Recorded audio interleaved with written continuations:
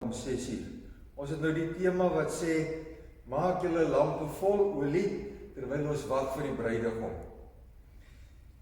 In die week vra iemand my die vraag, hoe moet 'n mens nou maak om nie negatief te raak, as jy na al die dinge rondom jou kyk nie, en hy vertel van die stygende lewenskostes, en onreg wat oral gebeur, kan ons maar sê ook regering wat nie altyd mooi en reg regeer nie, en dan die pandemie wat ons almal met onsekerheid laat.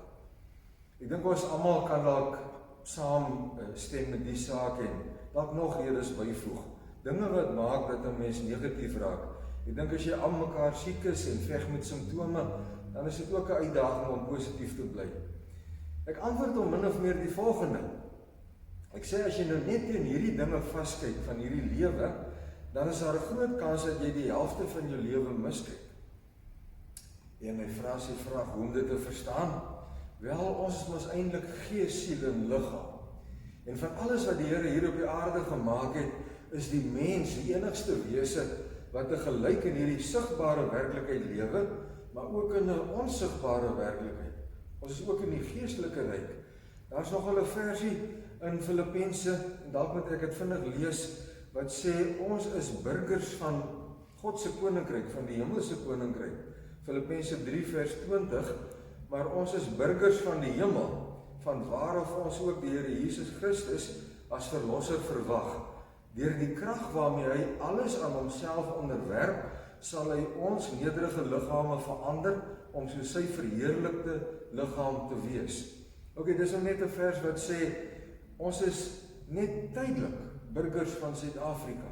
En eintlik is dit nie ons grootste of sterkste burgerskap nie. Aan die ander woorde, ons is die mense wat kan bid. Hemelse Vader, laat U koninkryk kom.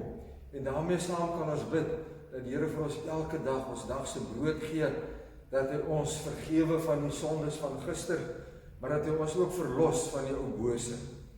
Trouwens, daar is soveel beloftes wat gekoppel is aan hierdie burgerskap van ons. Ek wil ietsie verder lees uit 2 Petrus.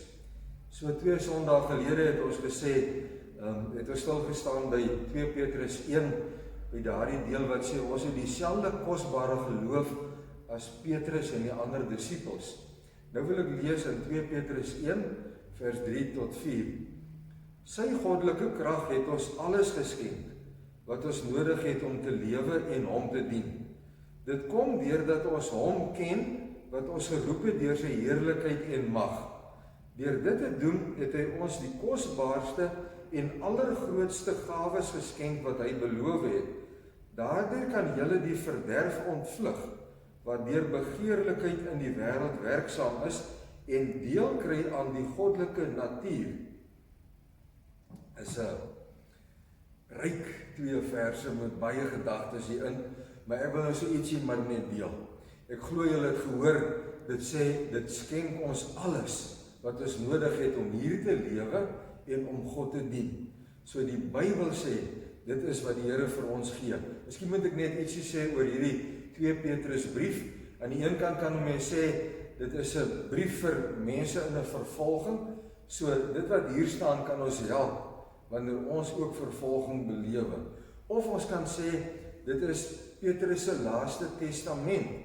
En hy sê vir ons alles wat hy in 'n sin vir ons beloof, maar eintlik wat God vir ons beloof. So dis ryke beloftes wat ons deel word, bloot omdat ons in Jesus glo. Hoe gebeur al hierdie dinge? Wel, ons word geroep om ook te glo. En dan staan hier, hy roep ons deur sy heerlikheid en mag. Om dit nou te verstaan, het ek teruggegaan na die berg van verheerliking, want Petrus en Jakobus en Johannes het eendag iets besonders belewe. In Matteus 17 en ook in die ander evangelies kan jy daarvan lees. Laat moet ek gaan na Matteus 17, maar in hierdie selfde 2 Petrus brief verwys Petrus daarna terug. Ag, ek kan eintlik net omblaai in 2 Petrus. Hy sê, toe hy nou aan die mense geskryf het, toe ons aan julle die krag van ons Here Jesus Christus en sy wederkoms bekend gemaak het, het ons nie op versinsels of legendes verlaat nie. Nee, met ons eie oë het ons hom in al sy majesteit gesien. Hy het van God die Vader eer en heerlikheid ontvang, toe die allerhoogste majesteit, dit is toe die hemelse Vader gesê het, dit is my geliefde seun, oor wie ek my verheug. En dan weet ons wat gebeur het op die berg van verheerliking. Ek lees in Matteus 17, daar het sy voorkoms voor hulle oë verander, sy gesig het begin straal soos die son, en sy klere het wit geword soos die lig. Skielik het Moses en Elia aan hulle verskyn en met Jesus gepraat. So Petrus sê, die Here het hom geroep of opnuut beïndruk, onder andere deurdat hy Jesus gesien het, toe Jesus daar op die berg van verheerliking skielik begin skyn het. Kom ons sê, die heerlikheid van God se grootheid en die goddelikheid van God het deur Jesus se menslikheid geskyn. So Petrus is besig om vir ons te sê, ons is geroep deur hierdie heerlikheid van God, maar ons word ook geroep tot daardie heerlikheid. Laat ek nou net eers dit verduidelik. Hierdie verheerliking van Jesus het gebeur kort voordat hy gevang sou word en gekruisig is in Jerusalem. So ek kan vanmôre hierdie vraag vra. Wat sou verder vir Jesus gehelp het, dat hy nie negatief geraak het nie? Veral toe hy geweet het, hy moet van daardie, kom ons sê, wonderlike bergtop ervaring afgaan na die valleie van die lewe. En hy het geweet, daar lê vyandigheid voor in Jerusalem. En hy het geweet, hy gaan daar gevang en gekruisig word. Hy gaan die ergste onreg moontlik belewe. Wat het Jesus deurgedra? In my menslikheid en volgens my verstaan sê ek, dit wat hy hier belewe het, sou vir Jesus die krag gegee vir die laaste deel van sy aardse roeping hier op aarde. Naamlik dat die hemelse Here, sy Vader, hom aangeraak het en dat hom so gevul het met krag dat hy daarvan geskyn het. Moses en Elia het ook aan hom verskyn en dit moes vir hom werklik versterk het. Ons teksvers sê, ons word geroep in 'n sekere sin deur hierdie heerlike Here, maar ons word nie net daardeur geroep nie, ons word geroep om in iets hiervan te deel. Kom ek lees vers 4, die volgende deeltjie van ons teks. Deur dit te doen, deur hierdie roeping of deur al die woorde wat reeds gesê is, het hy, God of Jesus, ons die kosbaarste en allergrootste gawes geskenk wat hy beloof het. Daardeur kan julle die verderf ontvlug wat deur begeerlikheid in die wêreld werksaam is. Ons sê, alles hier gaan negatief en gaan na 'n sekere kant toe. En die ou bose werk deur begeerlikheid, deur die dinge wat ons begeer, kom ons sê deur sondige begeertes. Maar hierdie vers sê, ons kan dit ontvlug, hoe? Wanneer ons deel kry aan die goddelike natuur. Ons as kinders van die Here kan deur hierdie wonderlike beloftes van die Here deel kry aan die goddelike natuur. Natuurlik beteken dit dat ons nou nie God word nie, maar ons moet verstaan, die Here wil iets van sy goddelikheid, iets van sy karakter, iets van sy wonderwerk in ons kom oordaal, dat ons ook daarin kan deel. Terug net by die vraag, wat moet ons doen, dat ons nie negatief raak in hierdie dae nie? Lyk my, ons moet maar net onthou wie ons is. Ons is burgers nie net van hierdie Suid-Afrika nie, en van hierdie ou wêreld nie, maar ook van die hemelse koninkryk.